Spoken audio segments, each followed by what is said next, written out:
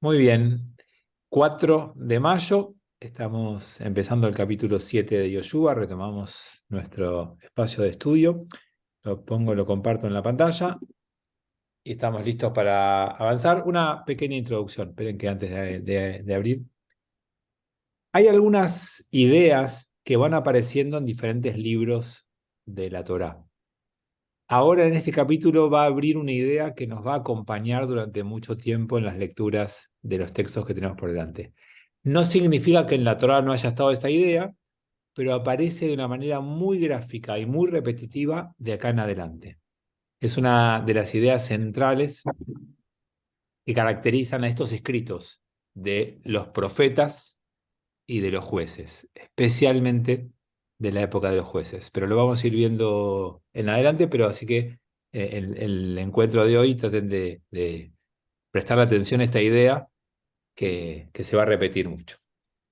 Y los hijos de Israel infringieron la orden de consagrar todo lo de Jericó a Dios, echando mano de la anatema. Ahán, hijo de Carmí, hijo de Sadí, hijo de Serach, de la tribu de Yehudá, por lo que se encendió la ira del Eterno contra Israel. ¿Se acuerdan que terminamos con la victoria, el triunfo de la guerra contra Jericó? La semana pasada conquistamos Jericó, se hizo todo tal cual estaba previsto, los espías ah, analizaron el terreno, tenía una mujer adentro, Rahab, perdón, que los cobijó, que los defendió, hubo un compromiso de los conquistadores de no destruir esa casa, y así ocurrió. Y dieron las vueltas alrededor de la ciudad, amurallada, ¿se acuerdan? Tocaron el shofar, 7 vueltas el séptimo día, y Con el sofá las murallas y la cayeron. cayeron en la muralla. Eva, ¿dijiste algo? No se entendió nada. Cayeron las murallas, dije, y voló. Exactamente, exactamente. Cayeron las murallas y así fue como Israel conquistó Jericó. Parecía que todo fue perfecto, parecía que todo iba bien, pero ahora descubrimos que no fue todo según lo planeado, que algo sucedió que no responde a lo que Dios les pidió. Entonces, en este primer versículo tenemos dos grandes temas para analizar. Vamos a profundizar uno y el segundo queda abierto para ver más adelante. El que queda abierto es, tomaron algo que había que consagrarlo al templo, que lo había que dedicarlo a Dios, y se lo robaron, ¿sí? Se lo quedaron para ellos. Eso es lo que dice el texto. Lo llamativo es cómo esto está escrito. Entré en calor, ya me puse nervioso. Lo que el texto dice, miren, vamos a poner de vuelta. Los hijos de Israel infringieron, ¿ok? Todos, los hijos de Israel, el pueblo de Israel, todos. Y después, ¿quién fue el que tomaba el tema? Ahán, hijo de la tribu de Yehuda. Y entonces Dios se enojó contra Ahán, no, contra los hijos de Israel o contra Israel. Entonces, la segunda cosa que les quería comentar, la primera quedó abierta, hicieron algo que no corresponde. La segunda es Kol Israel Arevim Zelazé. ¿Qué significa esta frase que ustedes ya la deberían conocer a esta altura de nuestro estudio compartido? ¿Qué significa Kol Israel Arevim Zelazé? Ah, bueno, yo le voy a hacer un juicio al profesor de ustedes que es un desastre, no les enseñó nada. Gol Israel es todo Israel, ¿no? Gol Israel, todo Israel. Bien, ahí Bueno, vamos. me quedo más Son tranquilo. responsables unos por otros. Bien, menos mal que está Saúl en este grupo. Cada miembro de Israel es responsable por otro miembro de Israel. Somos todos responsables el uno por los otros. Esa frase, que es talmúdica, pero que atraviesa el espíritu judío, aparece acá. Uno no cumplió con el mandato en la guerra y el enojo es con todos, no es con ese uno. ¿Por qué? Porque vos sos parte de y sos responsable por, y nadie se salva solo. En la concepción de vida judía, todos nos necesitamos porque todos nos salvamos o todos nos hundimos.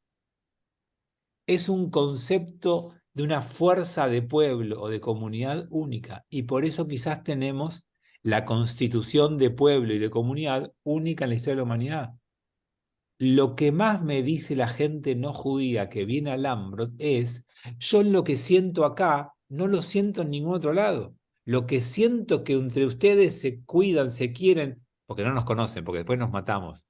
Pero lo que la comunidad hace como comunidad es único.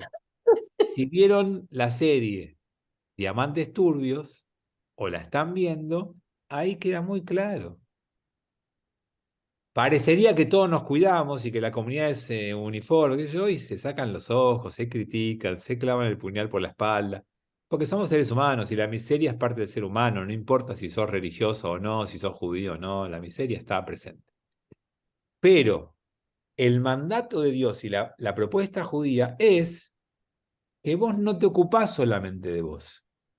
Si alguien al lado tuyo, de tu comunidad, de tu pueblo, de tu familia, está haciendo algo que no corresponde, metete, porque sos responsable. No te quedes mirando del costado y digas, ah, yo argentino. Esa es otra cultura, no es la nuestra. La nuestra es, no, no, yo judío me meto. Y si vas a Israel y paseás por Israel, primero que nada, llévate muchos dólares porque está todo muy caro. Pero segundo, además, si vas a Israel, vas a descubrir que esa cultura está presente. El israelí puede parecer que se lleva el mundo por delante, puede parecerle que le importa todo o nada, que te falta el respeto, que te empuja, que te pasa por arriba, pero tenés un problema y vas a ver cómo están todos al lado tuyo. Lo viví el año que viví allá en varias ocasiones y te das cuenta cómo se meten en lo bueno y en lo malo, para ayudarte o para decirte lo que tendés que hacer, pero se meten. Entonces, acá Eva me está actualizando los últimos datos económicos de Israel, diciéndome que el shekel bajó 8% con los líos. Pero créanme que Israel está carísimo. Está barato Europa al lado de Israel. Es una situación bastante difícil para los que quieran hacer turismo o paseo por Israel en estos días. Bueno, dicho esto de la responsabilidad compartida y de la noción de comunidad, vamos a seguir avanzando con el texto. A ver qué dice Tomás. Hay una diferencia muy sutil entre preocuparse por tu prójimo y meterte en la vida. Viene todo junto, Tommy, ¿no? Los Sí. israelíes no son sutiles. Si hay algo que no son los israelíes, son sutiles. Ellos se meten, y yo les puedo decir que se metieron en mi vida cuando tuvimos un accidente en la calle y nos caímos con Pucci y tuvimos un problema con nuestra bebé, y también se metieron en mi vida cuando elegía yo comprar 3 pancitos chiquitos y me decían, no, tenés que comprar uno grande, o cuando yo quería tener la experiencia de subirme al colectivo, que es tipo un acordeón, que en ese momento acá no existían, y que allá los vi esos largos con acordeón en el medio, y quería viajar, y uno me dijo, no, no, te conviene un taxi, me paró un taxi y me hizo subir a un taxi. Y yo quería tomar un colectivo por la experiencia del colectivo, no llegar al destino. O sea, se meten y no diferencian. Pero bueno, es parte de una cultura en donde está presente esta idea, para que lo vean en los términos teológicos. El cristianismo plantea que tu salvación personal está a disposición tuya. Cuando vos reconozcas a Jesús en tu corazón y lo sigas, entras en tu camino de salvación. El judaísmo no piensa de ninguna manera así. ¿Querés que venga el Mashiach? Hacé que todos los judíos se pongan tefilim, que todos los judíos cumplan mitzvot. Es todos, no es uno. No hay salvación personal. No hay una posibilidad de que vos te redimas y los demás sigan viviendo en la Argentina. No. O estamos todos en el infierno o estamos todos salvados. Es comunitaria, es de pueblo la concepción judía en todos estos términos. Bueno, dicho esto, volvamos a la Torá, porque nos quedó un tema abierto, ¿no? Algo no se hizo bien, se fue en contra de la voluntad de Dios. Y envió Yoshua a individuos desde Jericó a la ciudad de Jai, que está junto a Bet Even o Bet Aven, no importa, al este de Betel, no importa, recordamos Betel, pero no importa, y les habló a ellos diciendo, subid y espiad la tierra, y subieron los indios y espiaron a Jai. Fíjense que el que toma la iniciativa es Yoshua, no es Dios. Entonces, terminó la conquista de la primera ciudad, vamos a la segunda. La segunda, en el mapa ese, era Jai, que estaba cerca de Betel. ¿Quién recuerda, además de que Betel queda en Conde y Sucre, quién recuerda qué pasó en Betel? No hablo de Marshall Mayer, hablo de la Torá. ¿Qué pasó en Betel en la Torá? ¿Qué lugar es Betel? Betlehem.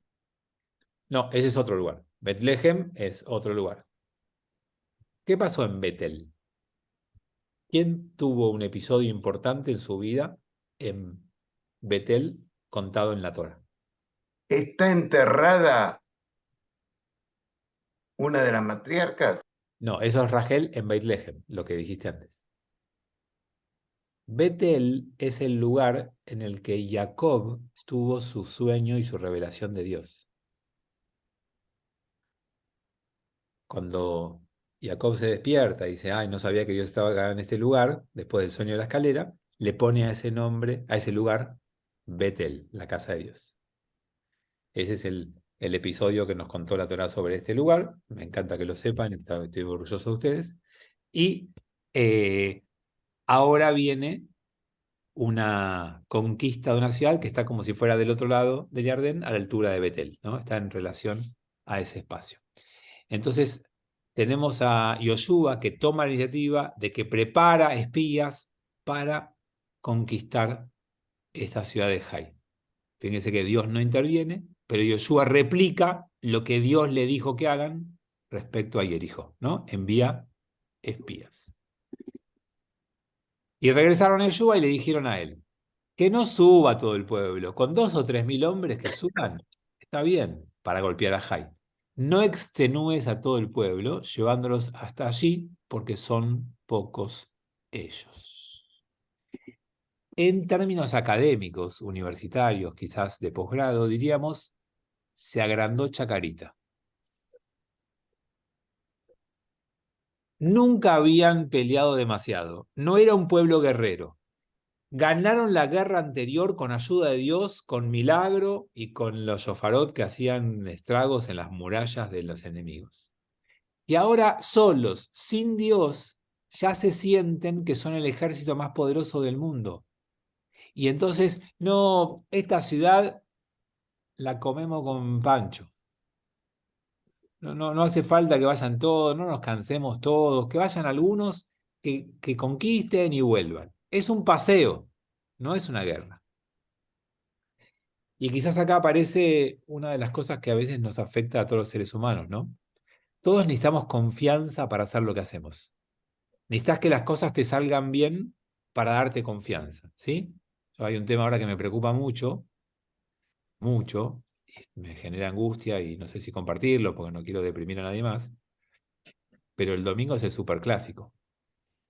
Y los partidos previos son claves, ¿vieron? Y hay un equipo que llega envalentonado, ganando, y otro que llega habiendo perdido, y por goleada. Entonces es como que la confianza está del otro lado. Pero bueno, no importa, no quiero darle mis preocupaciones de hincha de River, pero la confianza en lo que haces es clave. Pero si tomamos el término de Tomás de antes, hay una sutileza en esa confianza que si das un paso en falso o de más, la confianza se transforma en algo negativo para vos.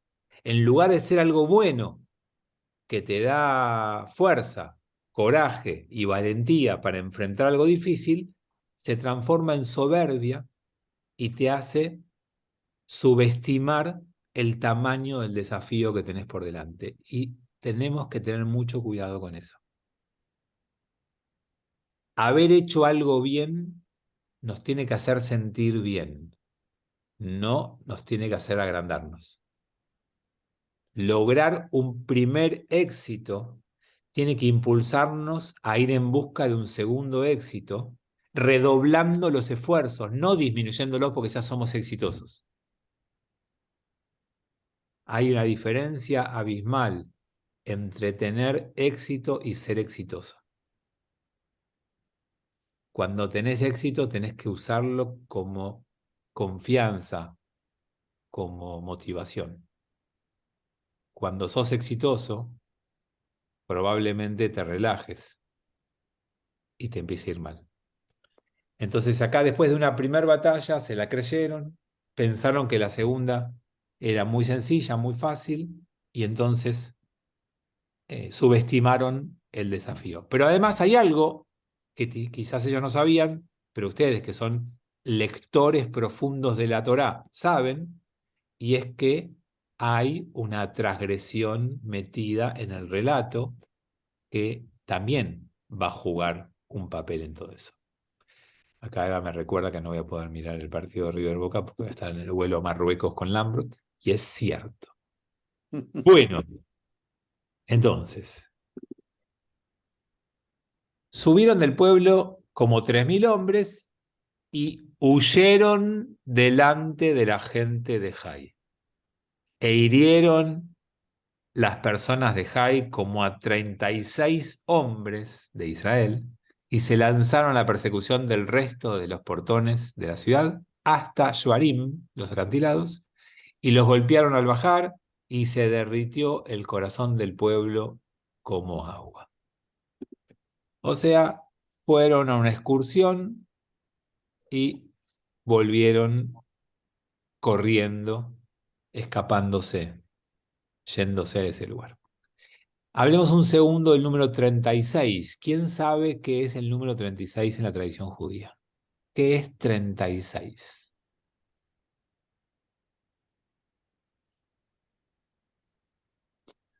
Bueno, pensé que era más fácil que preguntarles Kol Israel Aredim. Se la sé, pero veo que no. ¿Nadie sabe qué es 36? Bueno, 36 es la cantidad de justos que sostienen el mundo. Según la tradición judía, cada generación tiene 36 personas justas que son las responsables de que el mundo exista. ¿De dónde viene ese número? Que aparentemente la luz inicial que se iluminó cuando Dios creó el primer día la luz, hasta que llegó el sol, alumbró, iluminó durante 36 horas.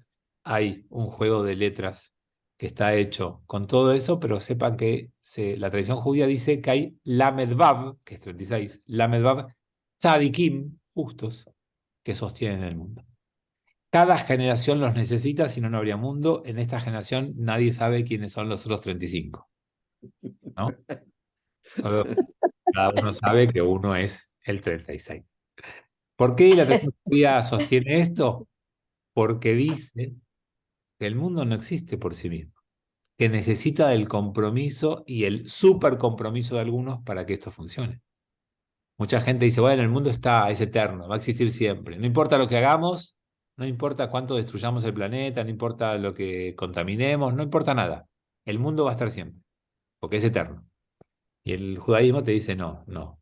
Depende de que lo cuides y depende de que algunas personas no solamente lo cuiden, sino que se involucren con su vida entera en sostener el mundo.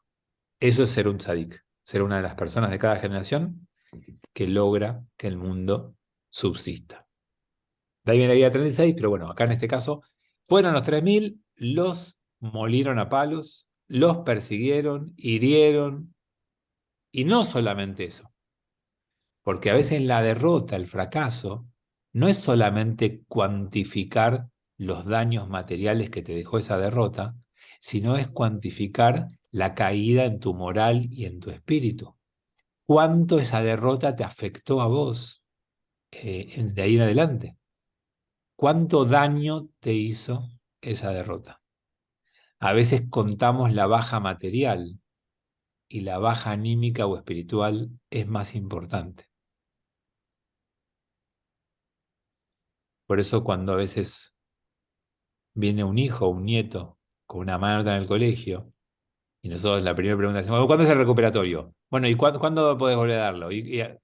Como si lo único que nos importara es revertir el número bajo del examen. Pero hay una cuestión moral, de ética, no de ética, perdón, de espíritu, quise decir. Hay una cuestión de ánimo que es tan y más importante que la otra. Y acá eso es lo que pasó.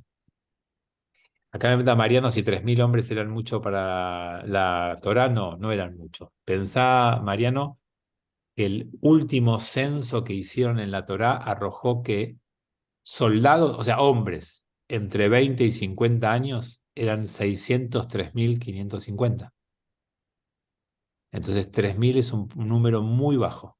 En los números de la Torá, pues está buena la pregunta de Mariano, porque siempre tiene que ser en comparación con. Nunca puede ser un número como algo absoluto. En esa comparación con los números de la Torá, era bajo. Era realmente sobrar al enemigo, era ir ni siquiera con una tribu completa. O sea, esto era llevar a algunos hombres a que puedan lograr una conquista que fracasa. Ahora, después veremos si fracasa porque el pueblo de Israel, no veremos nada. Después cada uno tendrá que decidir si fracasa porque el pueblo de Israel la tomó a la ligera o porque hay algo que expiar. Porque el primer versículo nos dejó latente que en la guerra anterior el pueblo de Israel, en realidad uno, pero el pueblo de Israel como responsable, cometió un error. Y eso en la Torá, amigos, y en el Tanaj se paga, no se llama Argentina. Cuando hay un error, cuando hay una transgresión, cuando algo se hace mal, se paga. Entonces, después del fracaso, 6, rasgó Yoshua sus vestiduras y se postró sobre su rostro a tierra delante del arca del Eterno hasta la tarde, él y los ancianos de Israel, y se pusieron cenizas sobre sus cabezas. ¿Qué está haciendo Yoshua? Por favor, que alguien me lo diga. Si no, hoy ya me tiro acá de la planta baja de mi casa. La Shiva. ¿Qué hace Yoshua? La Shiva. O sea, está perfecto, pero no es Shiva. ¿Cuál es la actitud? No, La de o sea, duelo. Duelo. Guau. el duelo. Menos mal que vino Martín. Martín, te extrañábamos. Hice algunas preguntas que no había. Y está haciendo duelo. ¿Por qué hace duelo? Porque mataron a gente del pueblo de Israel y porque necesita mostrar arrepentimiento de lo que se rompió en el vínculo entre Dios y ellos. Se da cuenta que hay algo que no está bien.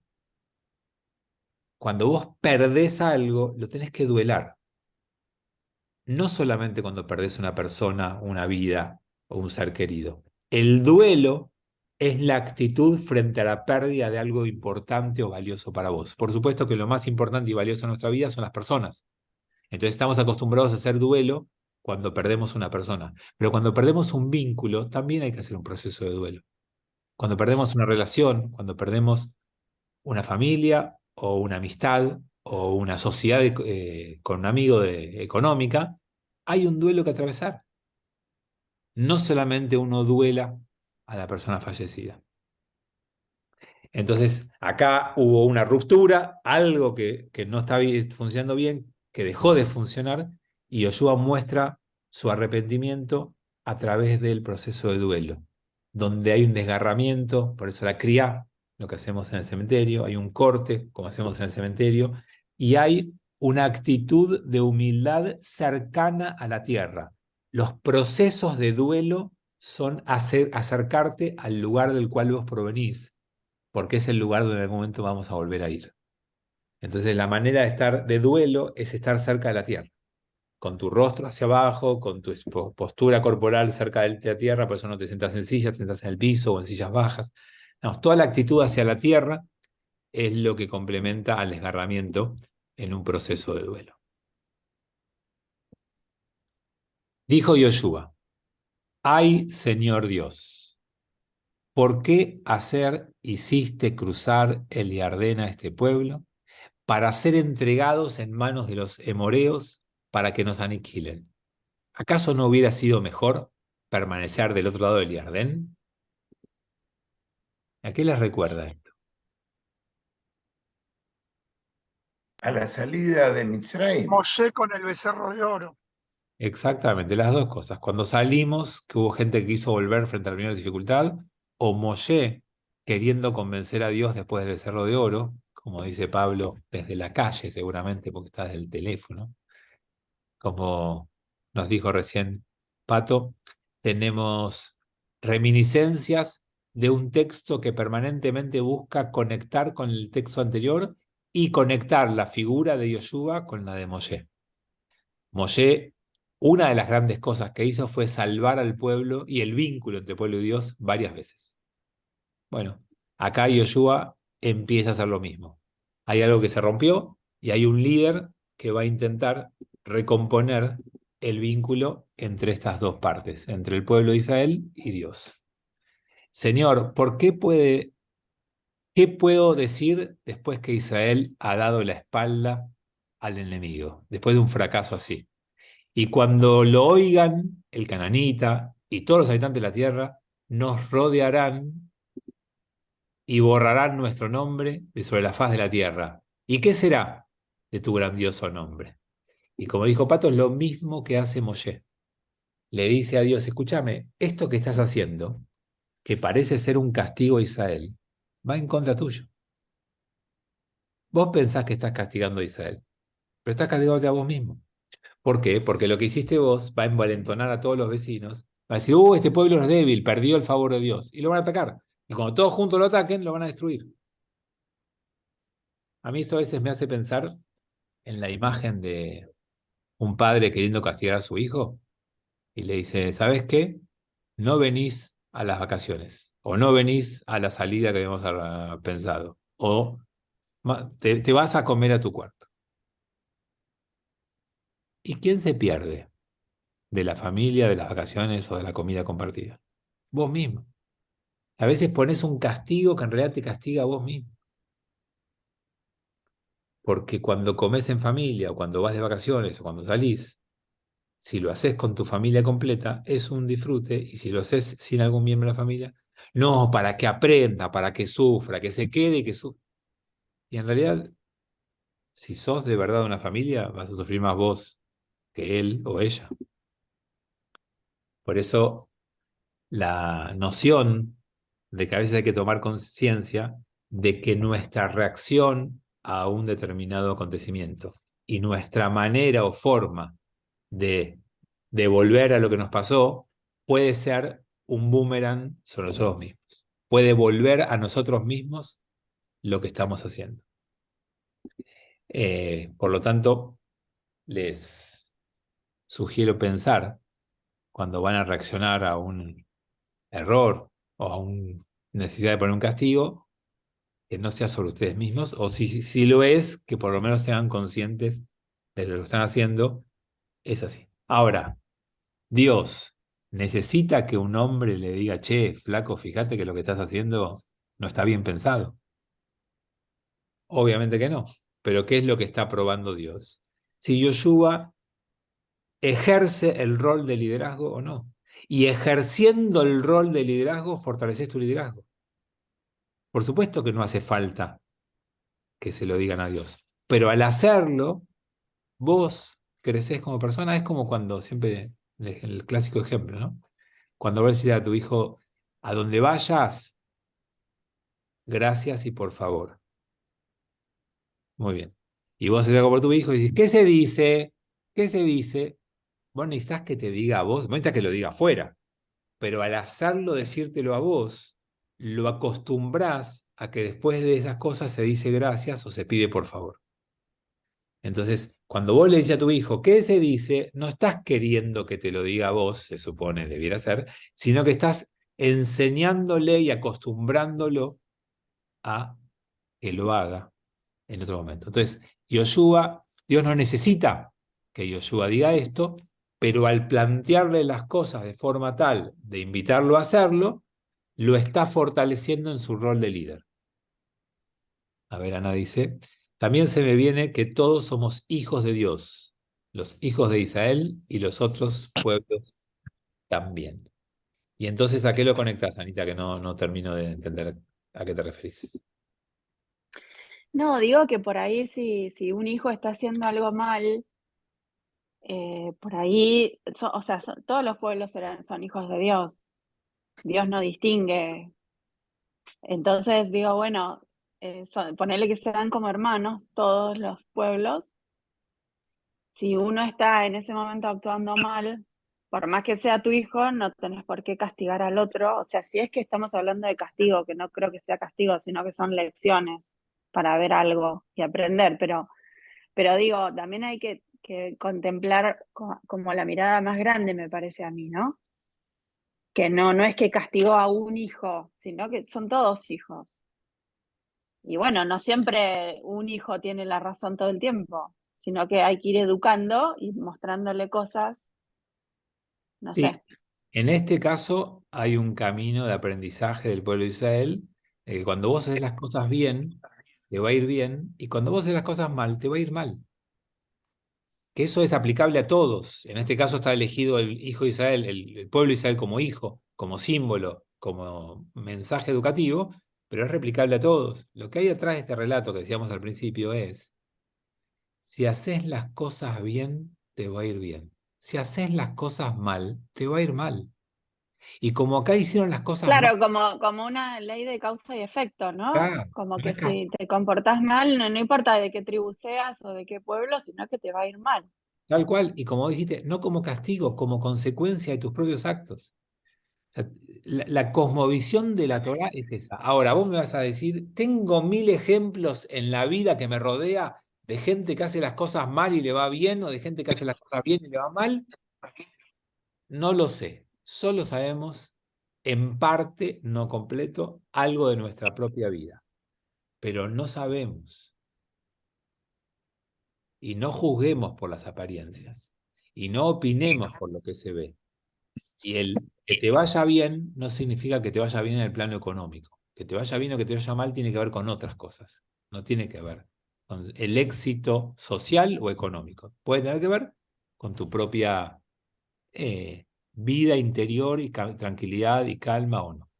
Acá tenemos un par de preguntas. Pato pregunta, ¿y cuál fue la transgresión? En el primer versículo, Pato, veíamos que en la guerra de Jericó, Dios le dijo, hay cosas que pueden tomar y cosas que no. Y el primer versículo te queda claro que un miembro de Israel tomó algo de lo que iba a ser consagrado para el templo y lo tomó para él. O sea, robaron bienes que no eran del botín para repartirse y se lo quedó a algún miembro de Israel. Cosa que vamos a ver después más adelante que se repite en otros casos más. De hecho, es la razón por la cual Shaul pierde el reinado. Shaul pierde el favor de Dios por este mismo delito, transgresión, que acá parece muy sutil y puesto en una sola persona, después va a ser más generalizado. Y Armando dice, a Alemania le fue bien hasta ahora. De vuelta, Armando, nunca podemos hablar respecto al éxito, ¿no? Pero también sepan, esto es no quiero cambiar de tema y desviarnos, solamente una idea para que compartan o no, o disientan. Alemania fue obviamente el gran responsable y el peor país en la Shoah. Pero Alemania fue el único país o el que mejor encaró la reparación posterior. Por supuesto que hay cosas que son irreparables y hay delitos que no tienen remedio, nada. Pero a mí me impacta mucho ver en países que estuvieron vinculados a la Shoah y fueron en parte responsables, como niegan su participación y la borran, sacan la responsabilidad encima, e ir a Alemania, caminar por Berlín y descubrir en las calles y en todos los ámbitos un mea culpa, un arrepentimiento y una asunción de responsabilidad, escribiendo y dejando testimonio de lo que hicieron en todas sus calles, en nivel público, en el centro de Berlín. Pero es solo una apreciación, no para entrar en debate. Martín. Sí, respecto a lo que decían recién, en esa época no eran varios dioses y cada pueblo con su dios y había una oposición o confrontación entre esos pueblos, es decir, inclusive en lo que hacía todos los valores. Entonces, no es que eran todos hijos del mismo Dios. Uno hoy tal vez universaliza esos valores y lo ve como que más allá de los nombres que tengan son el mismo Dios, pero en esa época, digamos, el concepto era bien diferente. Y tal vez hoy inclusive, aunque pensemos que es el mismo Dios, sigue habiendo posiciones y guerras. Si bien Pero es yo no cierto, hablo de la posición del pueblo, sino de Dios. Yo creo en un solo Dios y es el Dios de todos. No importa si sos chino y crees en Buda o en lo que creas, pero para mí hay un solo Dios. pero esperen, porque lo que dice Martín tiene que ver con la cultura imperante en el mundo cuando irrumpió el judaísmo. Pero la entrega de la Torá, Martín, es una declaración de que eso no es correcto y que la lectura correcta es que hay un solo Dios y todos los pueblos son hermanos. ¿Cómo sabemos eso? Porque la Torá no empieza con Dios eligiendo al pueblo de Israel. La Torá empieza con Dios creando el mundo y con el vínculo entre ese Dios y todos los pueblos del mundo. Tenés 11 capítulos en Bereshit que no hablan del judaísmo. Que están ahí, dicen los rabinos cuando lo leen en el Talmud, están ahí solamente para decir que el judaísmo viene a cambiar la concepción de la humanidad, de que cada pueblo es distinto y tiene otro Dios y todos compiten y pelean, para imponer una mirada donde todo el mundo está bajo un único Dios. Y después cada pueblo busca un camino para llegar a ese mismo Dios. Y lo llama y le reza y le ofrenda como le parece. Pero el Dios es el mismo. Ahora, Martín, esa fue la propuesta de la Torá. ¿La entendimos y la aceptamos de entrada? No. ¿El pueblo de Israel 1000 veces se comporta como si fuéramos un pueblo particular con un Dios particular que compite contra otros pueblos y otros dioses? Sí, correcto, tenés razón. Pero la propuesta revolucionaria, fundadora del pueblo de Israel, que hoy es moneda corriente, pero que hasta ese momento no existía, es esto. Y ese invento es un invento judío. Una propuesta nueva al mundo de la Torá. Somos todos parte de una misma humanidad, divididos en pueblos, si querés con el relato de la Torre de Babel, con idiomas distintos, pero que tenemos un origen común. Que nos separamos, pero somos parte de una familia. ¿Ok? Bueno, sigamos un poquito más. Y dijo el eterno Yoshua: levántate, ¿por qué te has postrado rostro a tierra? ¿Qué es esto de hacer duelo? Ponete de pie, no estás de duelo. Ha pecado Israel y también han violado mi pacto que les he encomendado. También han echado mano sobre lo consagrado y también han hurtado. También han metido y también han mentido y también lo han ocultado entre sus utensilios. O sea, miren la cantidad de transgresiones que hicieron porque alguno se llevó lo que no correspondía. Porque cuando robas, no solamente robas, faltás a tu palabra, mentís, engañás, te quedás con lo que no es tuyo, le sacás algo a alguien. Hay un montón de consecuencias negativas a un aparente simple acto de robo.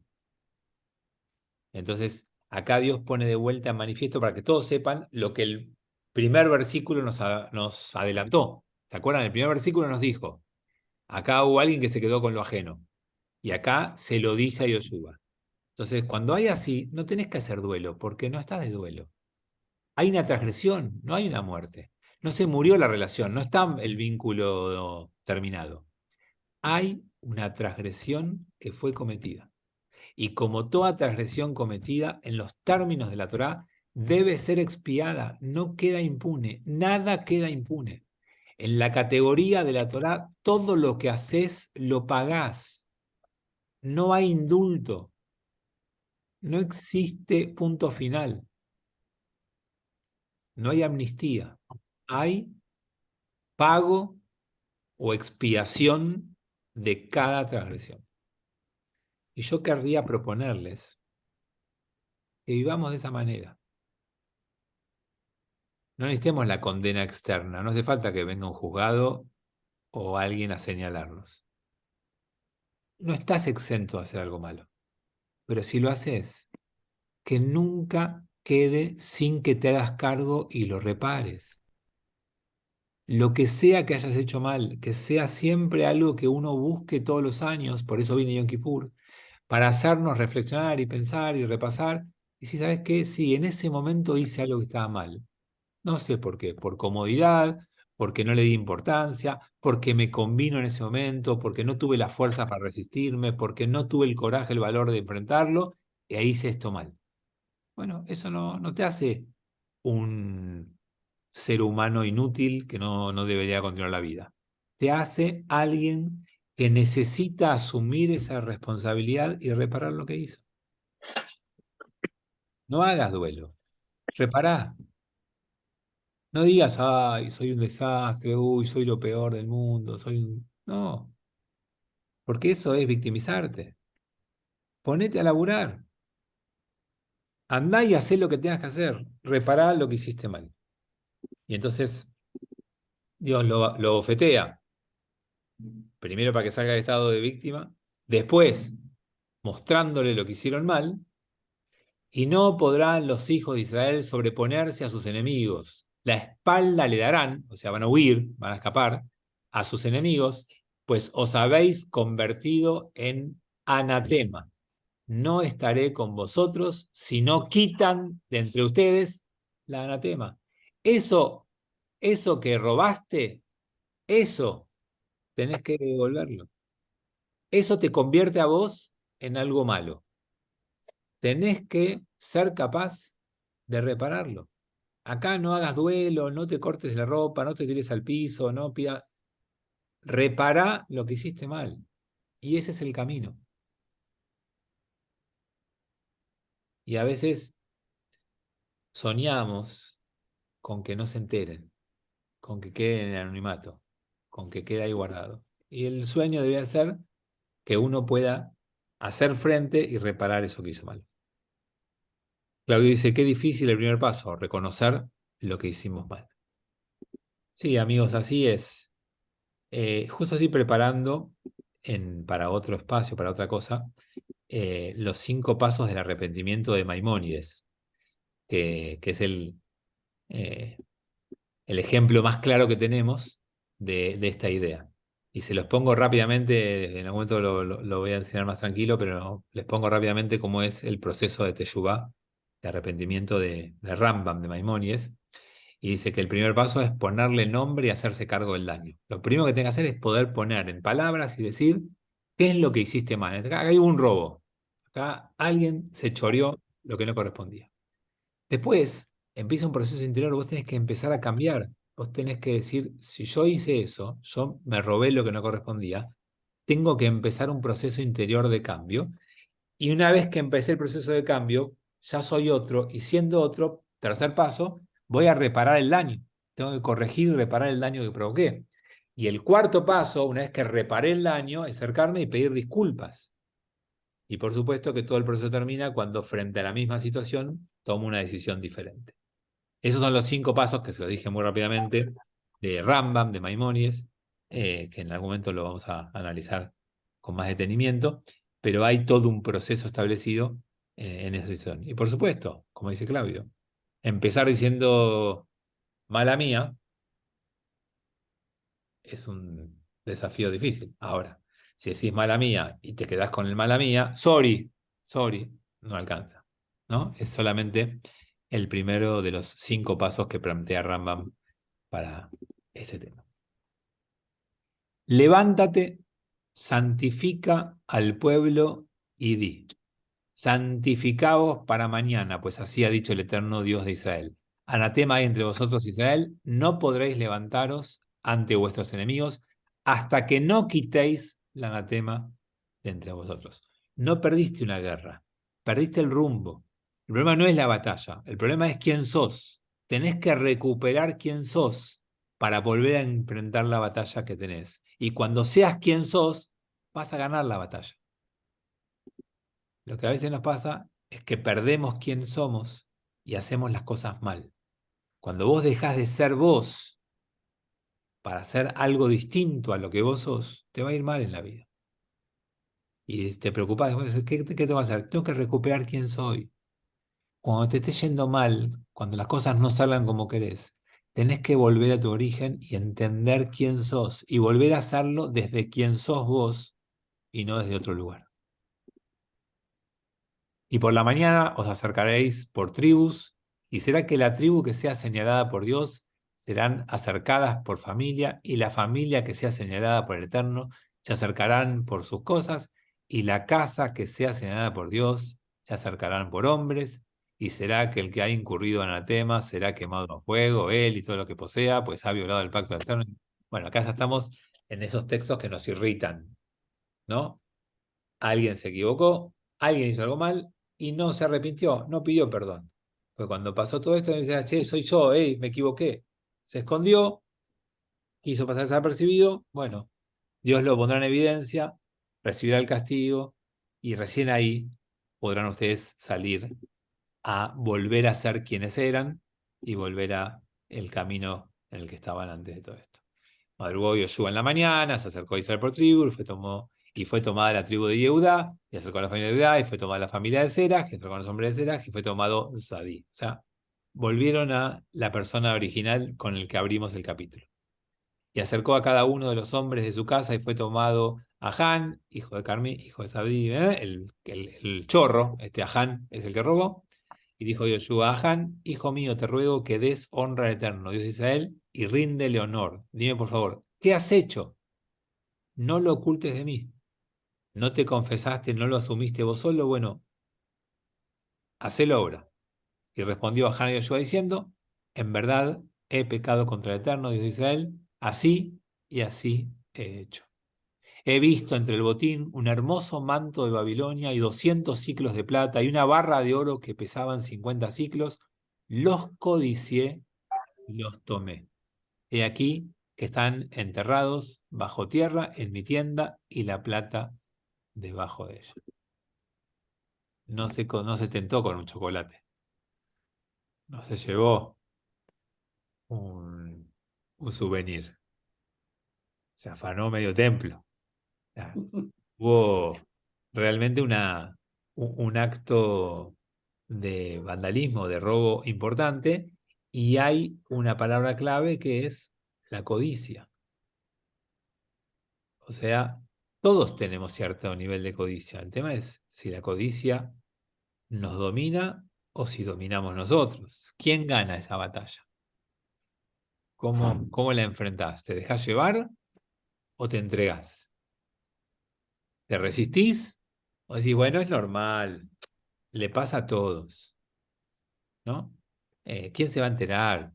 Bueno, es una pavada, un detalle. O sea, todos tenemos estas batallas todo el tiempo. No digo con tanto dinero enfrente, ¿no? Pero a todos nos pasa que codiciamos cosas que no tenemos. Es parte de la naturaleza humana, está en nosotros. Alguien podría decir, ¿por qué Dios me creó con eso? Me creó con la codicia, entonces voy a tentarme. Y la respuesta es, Dios te creó con eso, pero también te creó con el antídoto. O sea, vos vas a experimentar ciertas cosas, pero también tenés la fortaleza para oponerte. La decisión es tuya. Todos tenemos algunos deseos que no son los correctos y todos tenemos la fuerza para sobreponer. Mandó Yoshua enviados, los cuales corrieron a la tienda y aquí que enterrados en la tienda, o sea, recuperaron lo robado, tomaron de la tienda y lo trajeron ante Yoshua, ante los hijos de Israel, y lo colocaron en el Eterno, y tomó Yoshua a Ahán, la plata, el manto, la barra de oro, junto a sus hijos e hijas, y buey y asno y ganado, y todo Israel fue con él y lo subieron al valle de Ajar. Bueno, y ahora no sé si se trata de leer lo que viene, lo van a apedrear, lo van a quemar al fuego, como en la antigüedad hacían con la gente que robaba, con la gente que faltaba a la verdad, e hicieron sobre él un gran montículo de piedras que están hasta este día, y se disipó la ira del Eterno. Es por eso que fue llamado el lugar Valle de Ajor hasta el día de hoy. Bueno, más allá de la crueldad del veredicto que responde a una época cultural distinta a la nuestra, más allá de que estas prácticas antes eran súper habituales y ni siquiera después de un juicio, sino simplemente por capricho del gobernante, por supuesto que hoy en día no hay que mantener los métodos, sino extraer los valores del relato. Sí, Roberto. No, estaba pensando que hoy en Israel se discute lo mismo, ¿no? O sea, con los juicios a Bibi y toda la reacción que hay y cómo él reacciona para no ser juzgado. O sea, es como que se está repitiendo un poco, ¿no? No, yo creo que lo que está presente en todas las épocas, Roberto, no es que se repite, sino que la esencia del ser humano es la misma. Cambian a veces las formas culturales, pero la esencia es la misma. Y la esencia es que el ser humano tiene tentaciones, tiene deseos prohibidos.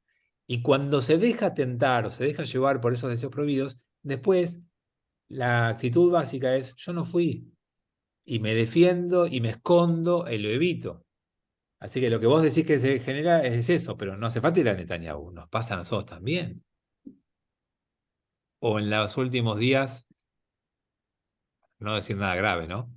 No te comiste algo que no debías. O en las últimas semanas no hiciste algo que no correspondía del todo, ¿no? Bueno, y después que enseguida dijiste, sí, pero lo hice yo, es parte de la naturaleza humana. Eso no cambió. Por eso estudiamos el mismo texto, porque el texto refleja muy bien cómo somos. Y leyendo y entendiéndonos, podemos lograr elevar un poco nuestro nivel de vida. No estudiamos como desafío intelectual, estudiamos como camino de transformación personal. No significa que vamos a ser perfectos, no significa que vamos a corregir todo, pero algunos de los desafíos que aparecen en el texto los podemos llevar a nuestra práctica y podemos crecer como personas. Claudio decía, no hay ley de arrepentido. No, en la Torá no hay arrepentimiento sin castigo. Sí hay arrepentimiento, lo que no es impunidad. Por supuesto que hay arrepentimiento. Lo que no hay es impunidad. Y no sabemos, pero tal vez si la persona esta hubiera solo dicho, fui yo, acá está, tal vez el castigo no era el mismo. No lo sabemos. Pero no solamente que robó, se dejó tentar por la codicia, sino que lo escondió, y cuando empezaron los problemas para el pueblo judío, no dijo soy yo. Porque así como dijimos que la salvación no es individual y personal, el, el afectado por transgresión es todo el pueblo. Porque fue afectado todo el pueblo, porque perdió una batalla y porque retrocedieron en su avanzar en esa guerra. Bien, acá hay un chat más. O sea que nos ponen a prueba todo el tiempo. Sí, la vida es una prueba constante y permanente. No sé si nos ponen a prueba. Nos ponemos a prueba todo el tiempo. La vida es un desafío permanente. Desde que te levantás hasta que te acostás. No hay otra. Sacaste el auto. Pasás la luz en rojo. Vas más rápido porque estás apurado.